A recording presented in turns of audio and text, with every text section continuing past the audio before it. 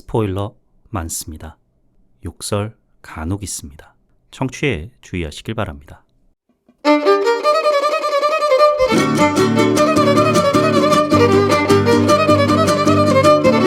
콘텐츠 대홍수 시대. 요즘 뭐 보시나요? 전 이거 봅니다. 요즘 뭐 봄, 난 이거 봄. 76번째 에피소드 시작합니다.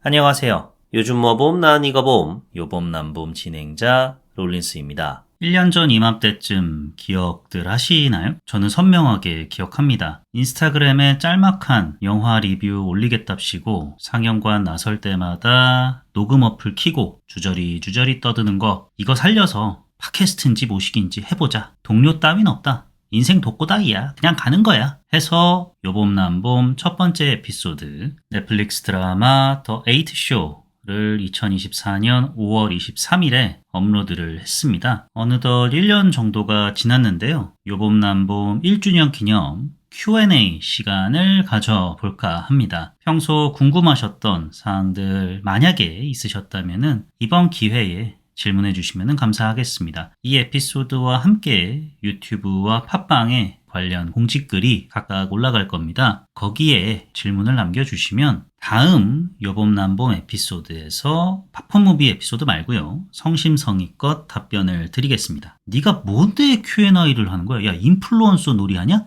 부터 해가지고 1주년 기념 행사로 Q&A밖에 없어요? 아니 뭐 다른 데는 영화 관람권이니 뭐니 뭐 주고 하던데 그럼 거길로 가시든가. 돈이 없습니다. 제가 돈이 없어서 여튼 뭐 이런 사소한 질문들까지 다 괜찮으니까요. 남겨주시면은 말씀드렸듯 최대한 솔직하게 성심성의껏 답변 드리겠습니다. 만약에 다음 에피소드의 1주년 기념 Q&A 시간이 누락되어 있다. 왜 누락을 했을까요? 질문이 별로 없어서 누락을 하겠죠? 그렇다면 이건 누구 탓일까요? 그렇죠. 듣고 있는데도 질문을 안 남긴 여러분 탓입니다. 이런저런 질문에 대한 롤린스의 답을 듣고 싶다. 계정을 여러 개 만들어서라도 많은 질문을 여러분이 남기시면 됩니다. 팟빵에 소시민입니다 님께서 요즘 제일 재밌게 듣고 기대되는 팟캐예요. 꾸준히 오래 봐요. 라고 남겨주셨는데, 꾸준히 오래 보려면 여러분이 어떻게 하셔야 될까요? 저 말씀드렸습니다. 1주년 맞이하는 만큼 좀 잘 좀 해보세요. 잘 부탁드리고요. 기왕 댓글 소개 시작했으니 계속 이어가 보자면 유튜브 신칸센 대폭파 에피소드에 기팔군 님께서 영상 잘 보고 듣고 있습니다. 일본 영화나 드라마를 좋아해서 넷플릭스에 신칸센 대폭파 올라왔을 때 바로 봤었는데요. 20년이 넘은 드라마인데 춤추는 대수사선의 일본 특유의 엘리트 관료주의가 아직까지도 그대로 연출되는 것이 일본도 참 안 변한다는 생각이 드네요. 히읗히읗이라고 남겨주셨습니다. 춤추는 대수사선 제가 선명하게 기억하는 작품입니다. 제가 또 박스오피스 성적 이런 거 좋아하잖아요. 몇만 명이 봤다, 뭐 수익이 몇억 불이 넘었다, 이런 걸로 영화의 급을 나누는 성과주의의 화신 같은 놈이지 않습니까? 제가 국내 공식 포스터 홍보 문구로 제 기억이 맞으면은 춤추는 대수사선 1편은 중앙에 뭐 1억 달러 흥행 수익 뭐 이런 거 박아놨었고요. 2편 부제가 레인보우 브릿지를 봉쇄하라였나? 잠깐만요. 아, 맞네. 지금 제가 잠깐 찾아봤는데 맞네요. 또렷하게 보세요. 기억하고 있잖아요. 얘는 홍보 문구가 2천만 관객 돌파에 이게 머릿속에 각인이 됐었어요. 2편 포스터를 먼저 접해서 2편만 한번 봤는데, 아하, 기팔군 님께서 말씀하신 일본 특유의 엘리트 관료주의, 이거를 다루는 방식이 참 유치해서 못 봐주겠더라고요. 캐릭터, 관계구도 등등, 또 이거를 다루는 영화 태도, 20년이 지났는데도 말씀해 주신 것처럼 여전히 비슷하게 연출되고 있죠. 이 점을 기팔군 님께서도 지적을 하신 거고요. 일본의 엘리트 관료주의가 그때나 지금이나 변한 게 없어서 이렇게 연출할 수밖에 없는 거 아닌가라는 생각을 해봅니다. 그래서 늘 등장하는 게 깨어있는 엘리트잖아요. 현실이 너무 시궁창이니까 20년이 지났는데도 불구하고 영화 속에서라도 유치하게나마 영웅적인 면모를 지닌 엘리트들을 등장시키는 거 아닐까 싶기도 합니다. 이 시바 총리 내각은 어떨런지. 근데 지금 남의 나라 엘리트 관료주의 따질 때입니까? 지엄하신 판사 나으리마저 룸빵을 간내만에 하는 판국에 영화 부당거래 속 명대사 다시 한번 읊어봅니다. 야, 정말 다들 열심히들 산다. 정말 열심히도 살아. 잠깐만. 이렇게 열심히 사시는 분이라면 아마도 열과성을 다해서 두 번 검토하시겠죠. 사건을 판사님 오해 마시고요. 그럼 이쯤에서 바로 본격적인 이야기를 시작해 보도록 하겠습니다. 요즘 뭐 봄나 아니고 봄, 요봄 난봄 76번째 에피소드 더 라스트 오브 어스 시즌 1 지금 시작합니다. HBO 오리지널 드라마 더 라스트 오브 어스는 공전의 히트를 기록한 동명의 비디오 게임을 원작으로 둔 작품입니다. 전 회차 공개되는 방식의 소위 말하는 이제 OTT 드라마가 아닌 2달여간 TV로 방영이 되었던 드라마로 현재는 시즌2 방영 중에 있습니다. 그래서 그런지 이 작품 몰아보기에는 썩 어울리지 않는 구석이 있습니다. 왜냐? 추후에 말씀 나눠보도록 하고요. 원작 비디오 게임 더 라스트 오브 어스 간략하게 살펴보자면 더 라스트 오브 어스는 미국 게임 회사 너티독이 2013년에 출시한 3인칭 액션 어드벤처 게임입니다. 게임의 완성도, 순수 재미, 조작법 등 모든 면에서 훌륭하다라는 평가를 받으며 출시된 그해 게이머로서 받을 수 있는 거의 모든 상을 휩쓸었습니다. 참고로 같은 해에 출시된 게임이 그 유명한, 어쩌면 유명세만 놓고 보면은 더 라스트 오브 어스보다는 훨씬 높은 GTA5입니다. GTA5도 완성도, 재미 면에서는 둘째가라면 서러운 작품인데 번번이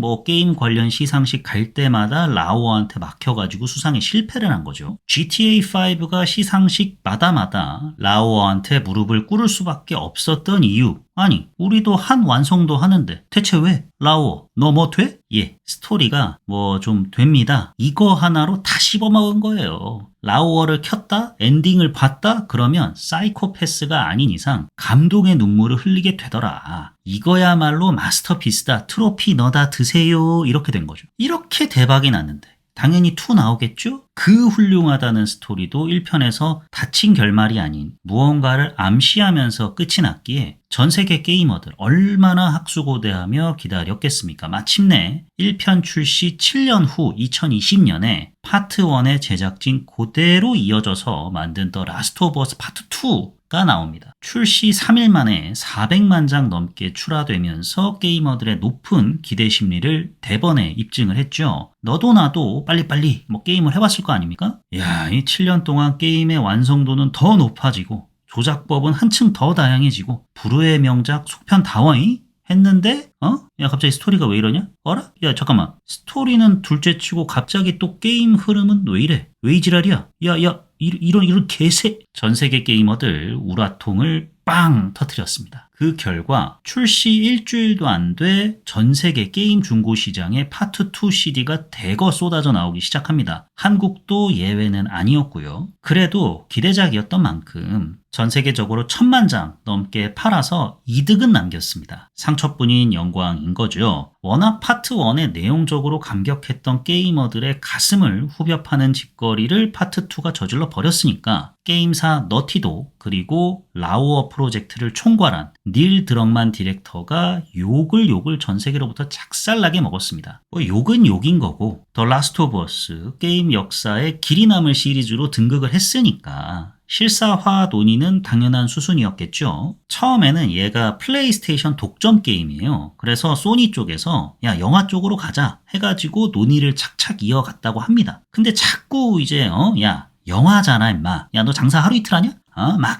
막 부수고 막 난리치고 하면서 더 큰 한방 사이즈를 더더욱 키우기를 바랬답니다. 이거는 원작의 게임성에 안 맞는다라고 생각한 닐 드럭만 디렉터 영화 안 해. 나 이럴 거면 안 해. 해가지고 드라마로 방향이 바뀌었다고 합니다. 그렇게 탄생한 드라마 더 라스트 오브 어스 시즌 1은 다행히도 게임에서 이제 1편의 내용을 다루고 있습니다. 파트 1의 내용을 다루고 있는데요. 현재 방영 중인 시즌 2에서 이제 그 문제의 파트 2를 다루게 되는 거고요.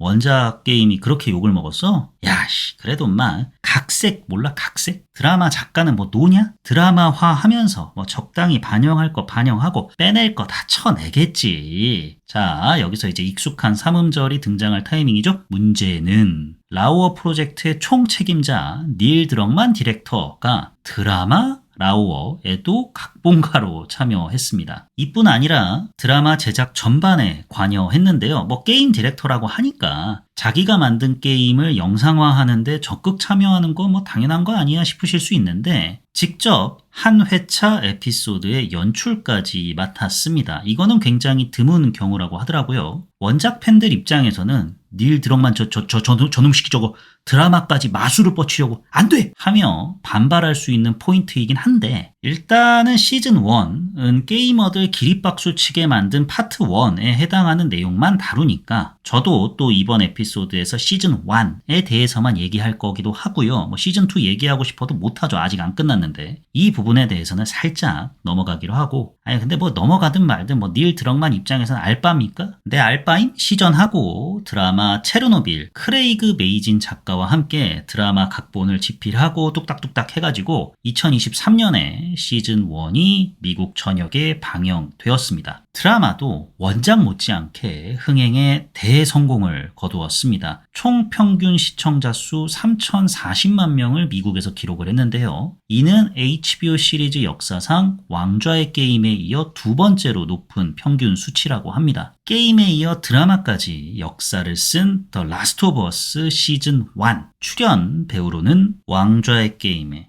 나르코스에 만달로리안에 이어 더 라스트 오브 어스까지 드라마 커리어만큼은 현존 지구 최강인 페드로 파스칼 배우. 페드로 파스칼 배우는 사실 서부의 2순위였다 합니다. 제작진이 페드로 파스칼 배우가 분했던 역할로 가장 원했던 배우는 매튜 맥커너이 배우였대요. 당시 이제 매튜 배우가 배우로서 안식년을 가질 때여서 난 더 쉴랍니다. 거절을 해가지고 2순위였던 페드로 배우한테 제안이 간 거죠. 페드로 배우도 한창 뭐 드라마다 영화다 바쁠 때여가지고 이거는 제가 이 스케줄이 좀 더 알아보고 연락을 드릴게요. 반 거절 의사를 표명했다고 합니다. 그러다가 페드로 배우가 이제 조카들이랑 이런저런 얘기를 나누는데 얘들아, 삼촌이 말이야 비디오 게임을 원작으로 둔 드라마 제안을 받았거든? 중년 남자가 한 소녀와 함께 여정을 떠난다나 뭐라더라 더 라 하자마자 조카들이 이제 라만 꺼냈는데 더 라스트 오브 어스 하면서 삼촌 이거 무조건 해야 돼. 바쁜 거 사치야. 무조건 해.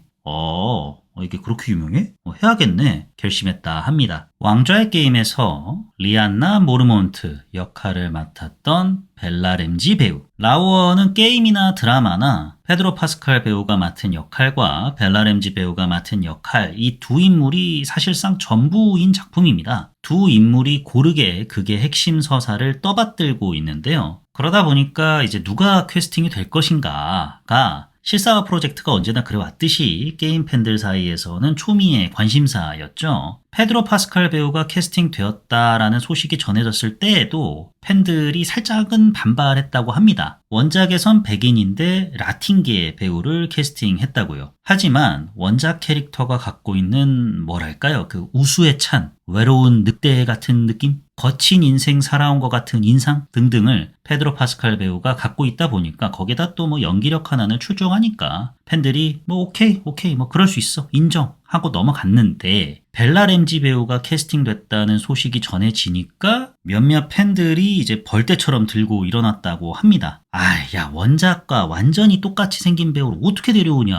아니 원작이랑 똑같은 백이네. 동안 외모인데 뭐가 문제야. 야 뭐 분장이라도 하리? 저처럼 이제 원작 게임은 안 해보시고 드라마로만 라우어를 처음 접하신 분들이라면 이렇게 반응하실 수가 있는데 이제 원작 팬들의 불만사항이 뭐였냐. 그래요. 뭐 팟캐스트 1년 정도 했으면 뭐 할 만큼 한 거죠. 뭐 망할 때 망하더라도 뭐 시원하게 내지르고 떠나겠습니다. 못생겼다. 외모가 벨라 램지 배우가 이제 원작에 비해서 너무 별로다 해가지고 까였어요. 하지만 드라마가 공개되고 이 벨라 램지 배우 연기가 기똥차입니다 아주.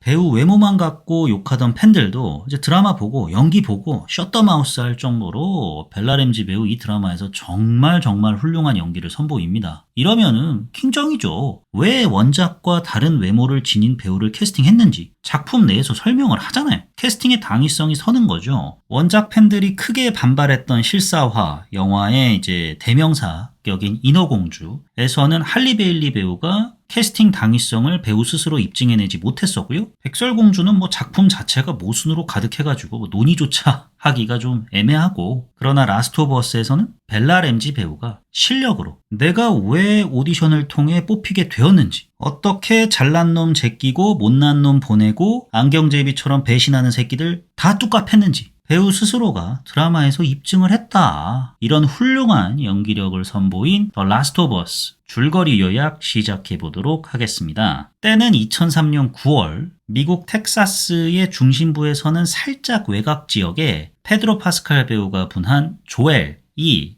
동생인 토미 그리고 10대 초반 딸 사라와 함께 살고 있었어요. 조엘과 토미는 주변에서 흔히 볼 수 있는, 겉으로는 좀 아닌 척하지만은 그 누구보다 서로를 아끼는 형제지간입니다. 둘은 걸프전 참전 용사로 건설 하청업체로서 생계를 유지하고 있었는데요. 자기 생일날이지만 조엘 일에 시달릴 정도로 하루하루가 정말 바쁘게 흘러갑니다. 딸이 차려준 소박한 아침 생일상도 허겁지겁 먹기가 바쁘죠. 아이고 놓친내 잘도 처먹는다 라며 생일 축하하는 토미 목소리 뒤로 자카르타에서 발생한 혼란이 진정될 기미가 안 보인다 라는 국제뉴스가 라디오를 통해 살짝 들려옵니다. 사라는 보통 하교를 하면 집에 혼자 있으면 아무래도 이제 위험하니까 치매 할머니를 간병하는 중년 이웃 부부집에서 뭐 소일거리 등등도 도와드리고 그러면서 시간을 보내곤 합니다. 아빠의 생일날에도 역시 이웃집에 가서 소일거리를 하며 시간을 보내죠. 퇴근한 아빠와 볼 DVD를 고르는 사라 뒤로 치매 할머니가 흐릿하게 잡혀 있는데 이 할머니가 발작 비스무리한 걸 일으켜요. 이를 못 본 사라는 DVD와 함께 집에 돌아와 늦은 시각 아빠 조엘을 맞이하죠. 영화를 보던 중에 조엘은 동생 토미가 술집에서 난동 부리는 사람을 제압하려다가 폭력 사건에 휘말렸다는 얘기를 듣고 경찰서로 갑니다. 사라는 이제 먼저 눈을 붙이는데 굉음과 연이은 섬광에 눈을 뜨게 됐는데 아직 시간이 새벽 한 2시 반밖에 안 됐어요. 아빠는 여전히 집에 안 들어와 있고요. 이게 뭐 도대체 어떻게 된 일이지 하고 TV를 켜는데 모든 채널에 국가 비상사태 알람 메시지가 떠 있습니다. 이내 누군가가 현관문을 텅텅텅 두들기는데요. 옆집 강아지입니다. 얘가 여기 왜 있지?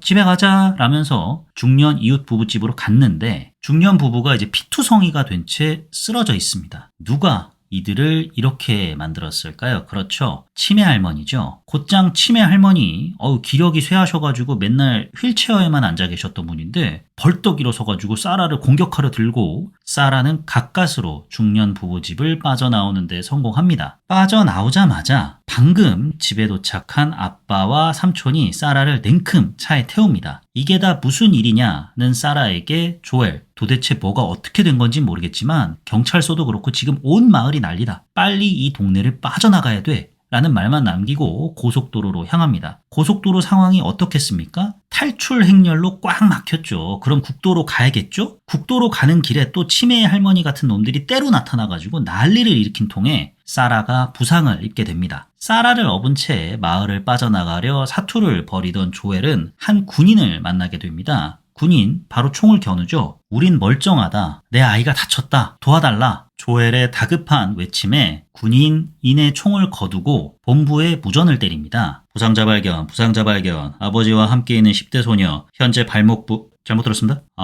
예, 알겠습니다. 하더니 다시 조엘과 사라에게 총을 겨누죠. 대충 상부에서 야, 자리 없으니까 그냥 죽여. 한 거겠죠? 이렇게 조엘과 사라가 여기서 죽나 하는데 잠시 헤어졌던 토미가 돌아와서 군인과 총격전을 벌이게 되고요. 군인은 그 즉시 사망합니다. 그러나 그 과정에서 군인이 쏜 총에 사라가 맞게 되었고 곧 사망하게 됩니다. 이 난장판 다 어쩌다가 벌어진 일이냐? 이 드라마의 첫 장면으로 돌아가 보겠습니다. 때는 1968년 미국 한 토크쇼에서 전염병 전문가와 대담을 나누는데요. 코로나로 인해서 이제는 우리에게 익숙해진 단어죠. 팬데믹. 의 위험성에 대해서 막 이야기를 나눕니다. 하지만 코로나도 우리가 그랬듯이 바이러스성 팬데믹은 인간이 늘 뭐 어떻게든 극복을 해왔잖아요. 이에 대해 그 미이라 시리즈에서 레이첼 와이즈 오빠로 나왔던 분 있죠. 그 배우가 맡은 상당히 시니컬한 과학자가 바이러스는 인간이 극복할 수 있어도 곰팡이는 얘기가 다르다. 인간이 극복할 수 없다라는 얘기를 합니다. 상대 과학자가 아니 곰팡이는 34도 이상에서는 살아남을 수가 없어요 라고 반박을 하자 압니다. 제가 그걸 모르겠어요? 지금은 그렇죠. 지금은 그렇지만 먼 훗날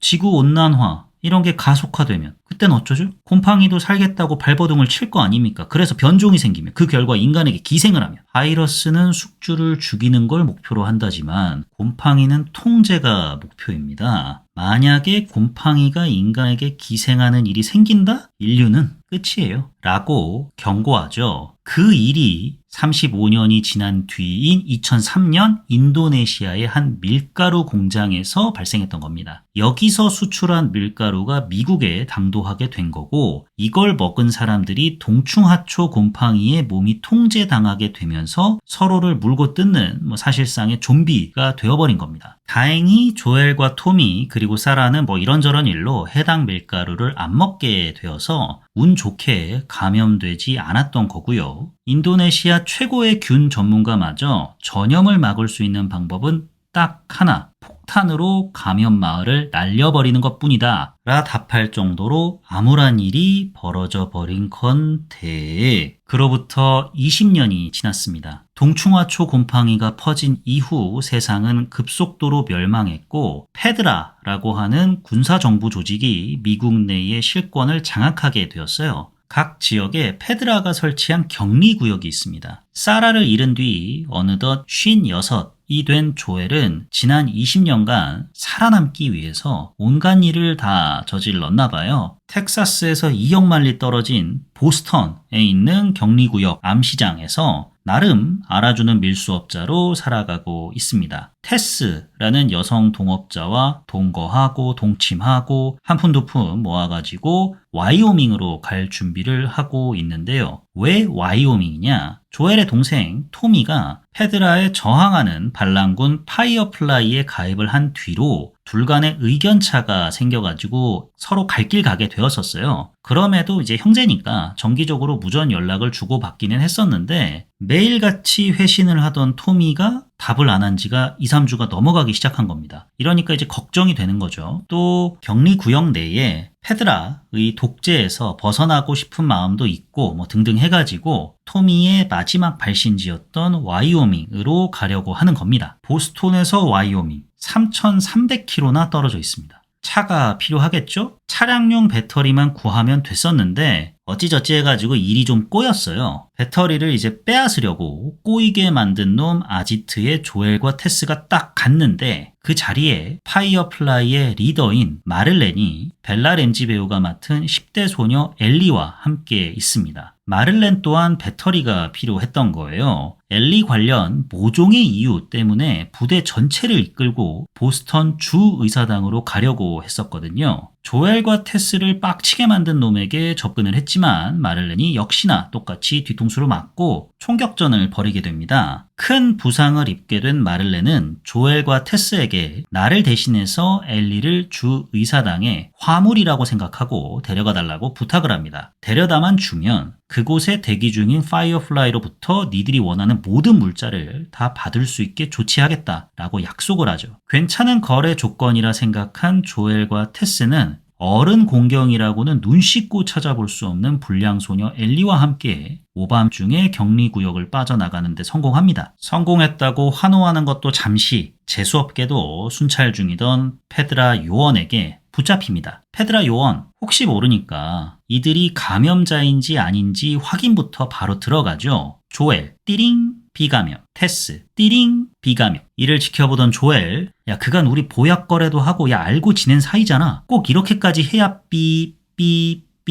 엘리, 감염. 과연 엘리는 동충하초 좀비 감염자가 맞는 걸까요? 아님 단순 기계 오류일까요? 마를렌이 엘리 하나 보호하는데 부대 전체를 이끌고 가려 했던 이유는 무엇이었을까요? 조엘은 테스와 함께 무사히 와이오밍에 다다라 동생 토미와 해후하게 될까요? 지금 쿠팡 플레이를 통해 확인해 보시기 바랍니다. 그럼 드라마 더 라스트 오브 어스 시즌 1을 보고 제가 느꼈던 좋았던 점과 아쉬웠던 점에 대해서 말씀드려 보도록 하겠습니다. 먼저 좋았던 점. 가장 먼저 좋았던 점으로 언급하고 싶은 부분은 바로 화면 때깔입니다. 이 드라마 자세한 제작비는 공개가 안 됐지만은 보도에 따르면 한 회당 제작비가 $10,000,000 이상으로 마지막 시즌 제작비가 1억 불이었다던 왕좌의 게임보다 더 많은 HBO 역사상 가장 많은 예산이 투입된 작품이라고 합니다. 그래서인지 화면 때깔이 기가 막혀요. 제일 먼저 좋았던 점으로 화면 때깔을 언급해야만 할 정도로 미술이 죽여줍니다. 아 그래 뭐 CG 여기저기 발라가지고 뭐 폐허가 된 대도시 보여줬겠지. 무너지고 뭐 먼지가 되어버린 마천루들 뭐 즐비하겠지는 일단 기본이고요. 제가 감탄한 건 바로 세트예요. 세트. CG보다도 세트 내에 뭐 소품 디테일이 장난이 아닙니다. 드라마 체르노빌의 제작사가 이 드라마도 맡았다던데 그래서 그런지 고증이랄까요? 세상이 멸망하고 20년 뒤의 모습을 작은 소품 하나하나에 다 녹여놨어요. 몰입감을 높이는 1등 공신입니다. 이 미술이. 좀비물이기도 하니까 호러 감성 주겠다고 뭐 어두운 배경 속에 드라마 속에 모든 일이 벌어지느냐 그것도 아니에요. 제작진이 자신이 있었는지 벌건 대낮부터 뭐 골든타임까지 웬만한 시간대를 다 관장하고요. 아 그래 봄, 여름, 가을, 겨울 4계절도 거의 다 나오잖아요. 보스턴에서 와이오밍까지 가야 하는 나아가 엘리를 병원까지 데려다줘야 하는 이제 로드무비의 성격도 이 작품은 있기 때문에 중간중간 계절을 반영한 대자연의 풍광이 딱 나오는데 그럴 때마다 이제 전체적인 풀샷으로 딱 잡아가지고 지금이 어떤 상황인지를 또 보여주거든요. 그럴 때 딱 숨이 멎게 만들어주고 나중에 어디 쉘터로 들어가자 라고 하면 그 쉘터 안에 낡은 통조림이 됐든 뭐 선반이 됐든 이런 거는 뭐 녹이 슬고 때가 묻고 이런 작은 디테일 하나하나가 너무 살아있어가지고 포스트 아포칼립스물을 보면서 이거 남의 일이 아니다 라는 생각이 물씬 들었습니다. 정말 먼 미래의 일이 아니야. 이런 일이 내일 모레 당장 발생할 수 있고 발생하게 된다면 아마 우리 세상은 저렇게 변할 거야 라는 생각을 안겨다 주었습니다. 소품에다 힘 빡 쓰고 풀샷 잡을 때는 딱 잡아줘가지고 대자연이 어떻고 CG란 이런 것이다 라는 걸 딱 보여주니까 야 돈은 이렇게 쓰는 거다라는 거를 The Last of Us 미술로서 증명을 합니다. 드라마에도 마을 전체를 관리하고 치장하는 데 있어서 작은 디테일 하나하나가 다 중요하다 뭐 이런 류의 대사가 3화에 나오잖아요. 아마 창작자들의 마음가짐을 이 대사에 녹여낸 거 아닐까 싶을 정도로 이 정신이 무엇인지 드라마가 제대로 보여줍니다. 그 다음 좋았던 점으로 각 에피소드별 엔딩을 꼽고 싶습니다. 말씀드렸듯이 이 드라마 전 회차 공개되는 그런 까라의 드라마가 아닙니다. 이런 드라마들은 엔딩의 후킹이 장난이 아니죠. 넷플릭스 시리즈 악연이 대표적인 예일 거고요. 다음 에피소드를 안 볼 수 없게 만들잖아요. 물론 뭐 요즘은 넷플릭스 드라마들도 OTT 드라마들도 매주 몇 화씩 공개하는 노선을 택할 때가 있긴 합니다만 또 그런 드라마들 중에서도 후킹에 힘을 준 작품이 많긴 합니다만 라오어는 매주 한 에피소드씩 방영되는 전통적 방식의 드라마라 그런지 뭐 경우에 따라서는 두 에피소드의 상하를 나눠서 전개를 할 때도 있긴 한데 거의 모든 에피소드의 기승전결이 명확합니다. 게임 원작이라 그런 걸 수도 있겠다는 생각을 해요. 페드라의 감시를 피해 보스턴 격리구역을 엘리와 함께 탈출하라. 보스턴 주의회에 도착해 파이어플라이 대원에게 엘리를 넘겨라. 헨리 형제를 도와 캔자스 시티를 벗어나라. 등등 게임은 안 해봤지만 아마도 이런 식으로 구성되어 있지 않을까 짐작해 만들 정도로 매 에피소드별 흐름이 일목요연합니다. 흐름도 흐름이지만 기승전결의 결이 이 참 좋은 게 후킹이랄 게 거의 없다고 볼 수 있는 대신 막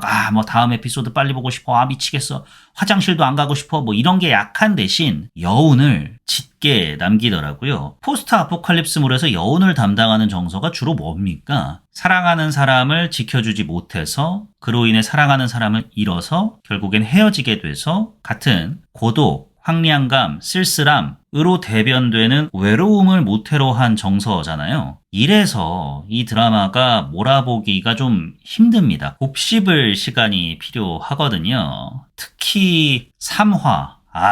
이 기가 막혔습니다, 정말. 콜미 바이 유 네임 저리 가라 했어요. 제가 퀴어물을 사실 즐겨보진 않습니다. 콜미 바이 유 네임도 유명하다니까 본 거예요. 왜 저렇게 난리인가 해서 본 거고, 캐롤도 좋은 영화라니까. 이동진 평론가가 캐롤 GV에서 남겼던 평중 일부분만 따갖고 어떻게 저런 표현을 쓸 수 있냐, 퀴어 커뮤니티를 무시했네, 특정 커뮤니티에서 좌표 찍어가지고 난리를 치길래 본 것도 없지 않아 있어요. 생물학적 여성에 환장하는 생물학적 남성인 저로서는 동성 간의 배드신을 보기가 그래 마지막 에피소드다 생각하고 그래요 힘들어요. 티모시 샬라메랑 아미 해머 같은 멋있는 잘생긴 배우들이 출연을 해도 그런 장면을 감당하기가 쉽지 않습니다. 라오어 3화에는 가슴털 수북한 미국 중년 아재들이 나와가지고 뜨밤을 보내잖아요. 이래도 힘들고 저래도 힘든데 현실 미국 아재분들이 나오시니까 아무래도 좀 3화 첫 부분에서 좀 이게 뭐야 라면서 좀 보긴 했었는데, 그리고 저렇게 주변 경계 확실하게 챙겨왔던 빌이 프랭크한테 식사도 삶은 감자 따위가 아닌 정찬을 내어주고 와인도 까고 그러다가 야스까지 한다고? 야 프랭크 저놈 뭔가가 있어 저거. 빌 모가지 따르고 저러는 거야? 라는 제 생각이 오히려 자연스러울 정도로 둘이 눈맞게 되는 과정이 좀 억지이긴 했지만, 그 이후 전개되는 이야기는 이 포스트 아포칼립스란 배경 속에서 벌어지는 일임에도 지금껏 제가 봤던 그 어떤 퀴어물보다 평화로웠고 따뜻했습니다. 어느 중년 부부의 일상을 그냥 그대로 옮겨놓은 것처럼 평범했고요. 침입자 맞겠다고 총 쏘는 것도 평화로운 일상이냐? 여러분, 배경이 미국이잖아요. Gone Good인데 가끔 가다 총도 쏠 수 있고 그런 거 아닙니까? 뭘 그렇게들 놀라시나. 빌 역할을 맡은 닉 오프먼 배우, 이 에피소드로 이런저런 시상식에서 나무조연상도 수상하셨다는데 충분히 받으실만 합니다. 무슨 한 에피소드를 통으로 털어가면서까지 드라마 전개에 큰 영향 안 주는 개 얘기를 하고 앉아있어 하고 봤던 제가 좀 부끄러워질 정도로 사랑으로 구원받은 한 인간에 대한 묘사가 정말 탁월했습니다. 특히 둘이 마지막에 시원하게 와인 한 잔 원샷 때리고 가잖아요. 그 아름다운 장면을 두고 이런 수준 낮은 어휘력으로밖에 설명할 수 없는 제 자신에게 자괴감을 좀 느끼는데, 포스트 아포칼립스 세계에서 본인들의 죽음을 본인이 선택할 수 있다는 거 어떻게 보면 축복이죠. 그 축복을 가장 축복이라는 단어에 걸맞게 표현해낸 감정적으로도 그렇고 미장센적으로도 그렇고 순간이 아니었나 싶었습니다. 보는데 기승전결이 좋다. 그 중에서도 결이 좋다. 여운을 크게 남기기 때문이다. 그 중에서도 3화가 어찌 보면 드라마 전체 스토리상으로는 큰 연관성이 없는데도 가장 인상적이었다. 라고 지금까지 제가 주저리 떠든 거를 요약할 수 있겠는데요. 결 얘기가 나왔으니까 음악이 이게 또 죽입니다, 진짜. 여운의 경우에 따라서는 8알은 음악발이에요, 이거. 영화 브로크백 마운틴, 그리고 영화 바벨로 아카데미 음악상을 연속으로 수상한 아르헨티나의 구스타보 산타올라이아 감독이 원작 게임에 이어서 드라마에서도 음악 감독을 맡으셨는데, 위스키 한 잔,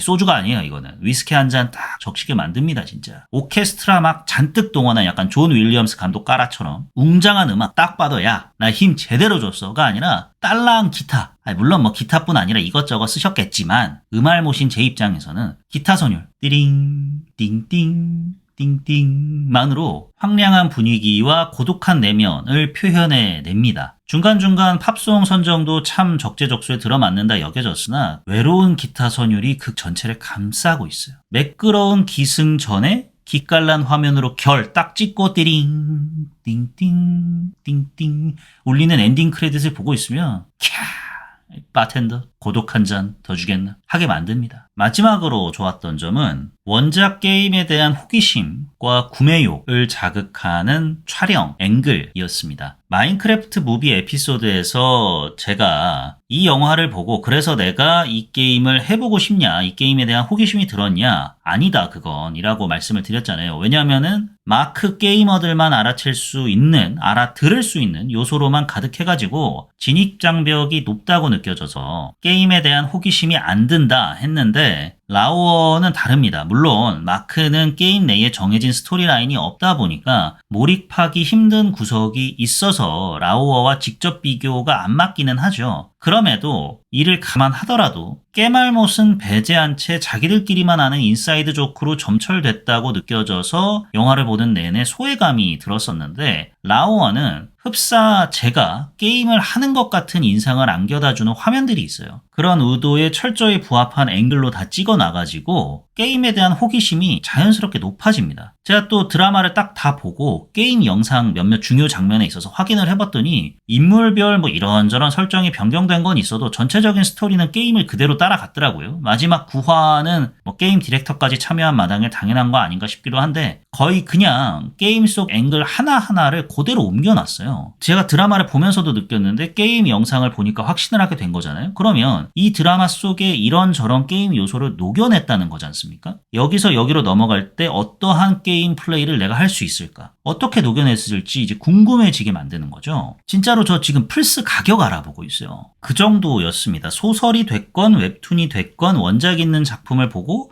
이 소설책 한번 읽어봐야겠다라는 생각은 해봤지만 책을 사야겠다. 소유해야겠다 라는 생각이 강하게 들었던 작품은 지금껏 없었는데 이 드라마 보고는 사야겠다라는 생각이 바로 들었습니다. 하필 처음으로 그런 강렬한 열망을 안겨다 준 놈이 재수없게도 50만원, 70만원 하는 게임기라는 게 문제지만 스토리에 대한 칭찬이 원작에 많다. 그러면 저는 이 드라마에서 구현된 스토리를 보면서 어떤 느낌을 받았느냐 하면은 그거는 조금 제 기대에 딱 부합하는 정도였달까? 였습니다. 이런 포스트 아포칼립스물에서 우리가 흔히 기대할 수 있는 메시지, 거기다가 10대 소녀와 비슷한 나이대의 딸을 잃었던 경험이 있는 중년 남성 간의 여정에서 다뤄질 이야기들. 좀 예상하기가 뻔하죠. 그런 일들이 그대로 일어납니다. 물론 세련된 연출과 몰입감을 높이는 미술, 또 음악 등등이 이들의 서사를 한층 더 풍족하게 만들어주긴 하지만 이 모든 거는 제가 게임 원작의 명성을 알고 있어서 어떻게 보면은 좀 미안한 얘기지만 기대를 많이 했었어요. 많이 했던 기대만큼에 부합하는 내용이어서 그냥 미적지근했다. 근데 만약에 라우어를 전혀 게임 같은 걸 모르고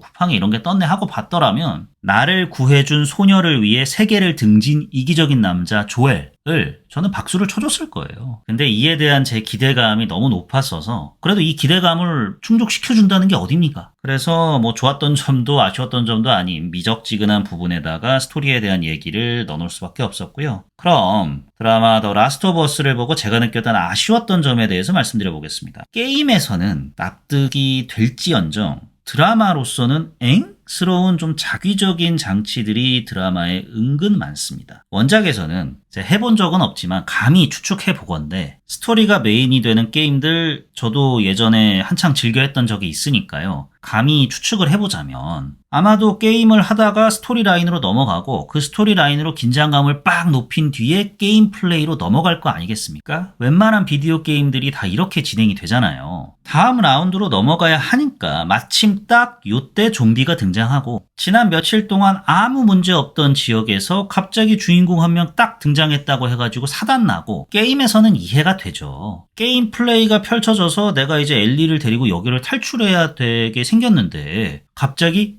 여기서 저런 큰 구멍이 생겨가지고 탈출할 수 있는 루트가 마련이 됐다고? 이 말이 돼? 이런 게 떠오를 겨를이 없죠. 하지만 더 라스트 오브 어스 시즌 1은 드라마다. 서사적으로 구멍을 최소화시켜야 된다. 캔자스 시티 탈출하는 에피소드에서도 샘 형제가 총을 맞네 안 맞네 하기 바로 전에 트럭이 무너져 버려가지고 좀비가 막 감염자들이 출몰하지 않습니까? 물론 그 전부터 복선을 깔아두긴 했었는데 정말 타이밍 좋게 그때 터지는 거죠. 그것도 그렇고 보스턴 지하 쇼핑센터에서 엘리하고 그녀의 절친이 좀비에게 습격당하는 것도 그렇고 다 타이밍이 참 공교롭다. 아니 9화에서도 조엘이 엘리 이제 데리러 갈 때 그냥 뭐 다 죽여버리잖아요. 이 딱 봐도 다 죽이러 가는 이 여정이 게임 플레이 모먼트겠구만 했는데 아니나 다를까 영상 찾아보니까 그렇더라고요. 나름 이 드라마에서는 뭐 슬로우 걸고 비장한 음악 깔아가지고 분위기를 만들려고 하는 건 알겠어요. 아니 그래도 그렇지 아니 무슨 반란군이 저렇게 허술해. 야 그러니까 페드라한테 다 털리지 멍청한 새끼들 라는 생각을 하면서 봤습니다. 원작의 게임적 요소가 이 드라마의 전개에 있어서 극강의 순기능을 발현하는 순간도 있습니다. 뭐냐면 죽일 놈은 그냥 죽여버린다는 거예요. 엘리 수술 집도하는 의사 그냥 빵 쏴 죽이잖아요.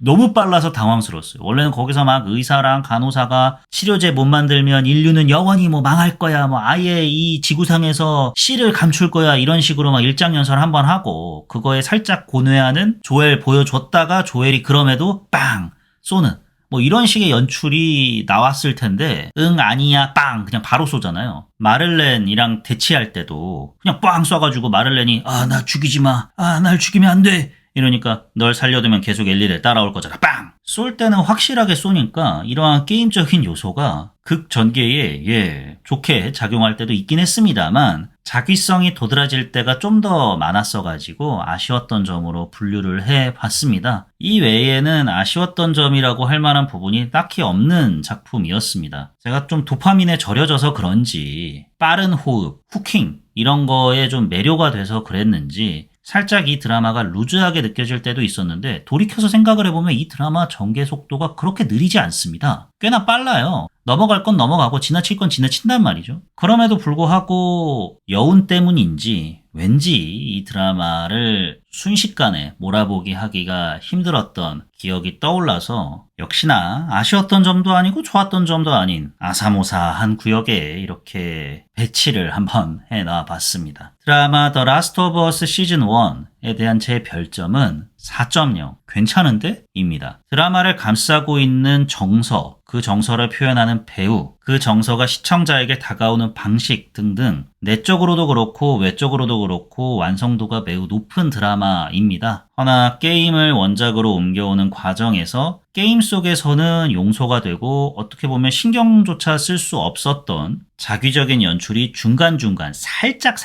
드라마에서 재현되는 점은 아쉬워서 이것 빼고 저것 빼고 해가지고 4.0 별점을 주게 되었습니다. The Last of Us 시즌 1에 대한 제 한 줄 평은 이거 보고 플스 샀다 입니다. 플스 아직 안 샀어요. 안 샀는데 그만큼 강렬하게 구매 욕구를 일으킨 드라마였다. 그래서 살짝 과장 보태가지고 이거 보고 플스 샀다 라는 한 줄 평을 남기게 되었습니다. 근데 플스 사기가 좀 그런 게 The Last of Us 1을 하면 저는 2 해볼 것 같거든요? 암만 그렇게 욕을 먹는다지만 왜 욕을 먹는지가 궁금하잖아요. 아니 뭐 왜 먹는지 알아요. 스토리가 어떻게 진행이 됐고 그 스토리를 진행하는 과정에 있어서 플레이 방식이 어떻게 바뀌고 다 압니다만 이걸 찌든으로 한번 경험해보고 싶달까?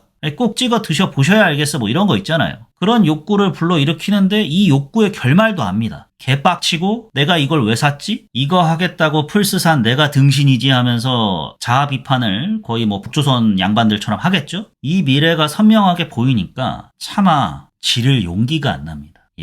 저의 지름신 막아주고 싶으시다면 댓글 많이 남겨주십시오. 다음 에피소드에서는 이단 헌트에게 작별 인사를 해야죠. 미션 임파서블 파이널 레코닝을 다뤄보도록 하겠습니다. 용암의 괜찮은 자리 예매를 간신히 성공해가지고 절로 기대가 되는데요. 대충 얘기 들어보니까 시사회 뭐 후기 이런 거 들어보니까 눈을 뗄 수 없는 스턴트 액션이 끝을 모르고 펼쳐진다. 근데 영화가 너무 길어가 중론이더라고요. 과연 저에게 있어서 길고 짧은지 대봐야겠죠? 확인을 해보고 요범남범 1주년 에피소드에서 풀어보도록 하겠습니다. 여기까지가 요즘 뭐봄 난 이거 봄 요범남봄 76번째 에피소드 The Last of Us 시즌 1이었습니다. 지금까지 저는 진행자 롤린스였고요. 들어주셔서 대단히 감사합니다.